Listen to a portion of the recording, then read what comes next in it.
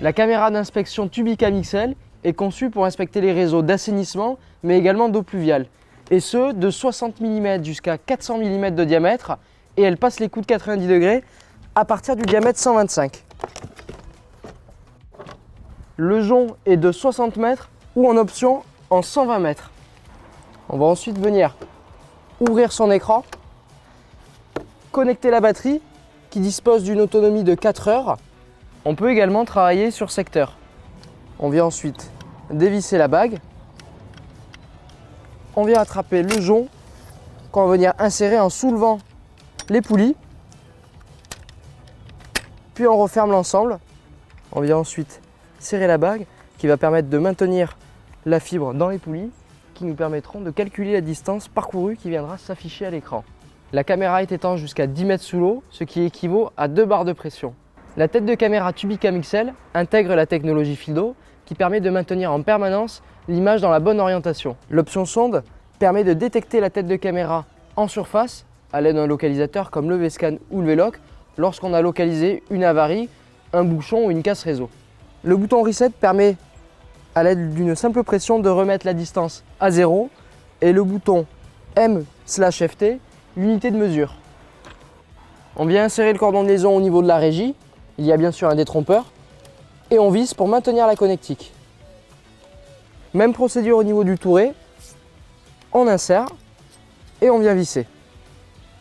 On vient retirer le cache, on démarre sa batterie en appuyant sur Power, le niveau de charge s'affiche, puis mise en marche au niveau de la régie vidéo. Le pack comprend 3 centreurs, 90, 140 et 220 mm et celui qui est en inox est en option. On insère au bout de la tête le centreur du diamètre adapté selon la canalisation, puis on vient le visser à l'aide d'un tournevis cruciforme. Puis on vient simplement dérouler sa fibre dans la canalisation. Pour faciliter le déroulement, on va faire ce qu'on appelle de la contre-poussée, autrement dit positionner le touret par-dessus le réseau inspecté et prendre appui dans le côté opposé au niveau du regard. Les rabats d'écran permettent d'éviter la réflexion du soleil en les mettant dans cette position.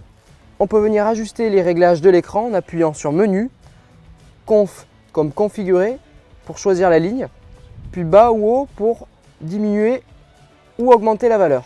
Ce menu disparaît au bout de 10 secondes où on peut appuyer sur le bouton Menu. Le potentiomètre permet d'ajuster l'intensité des LED, diminuer ou augmenter pour s'adapter au type de canalisation ou au diamètre de réseau. L'enregistrement se fait sur clé USB ou micro SD qu'on vient insérer dans le port associé. Pour accéder à l'interface d'enregistrement, on appuie sur le bouton Vidéo. On peut y naviguer soit à l'aide de la télécommande ou bien du pad situé en bas à droite. On va sur la catégorie Visualiser enregistré et on presse OK pour lancer un enregistrement vidéo. On appuie simplement sur le bouton Photo pour prendre une capture d'écran. On peut incrémenter sur la vidéo des commentaires audio en appuyant sur le micro. Comme sur un ordinateur, veillez à aller sur Retirer USB pour pouvoir l'éjecter en toute sécurité. Les précautions d'usage sont par exemple de bien rincer son jonc lorsqu'on le rembobine, de dévisser sa tête de caméra afin de la ranger dans la mallette. Pour travailler sur secteur, on se branche directement au niveau de la régie vidéo sans passer par la batterie. On replie les rabats d'écran et on veille à assécher toutes les zones dans la partie de la mallette afin d'éviter la condensation une fois fermée ou bien de la laisser s'aérer en fin de journée.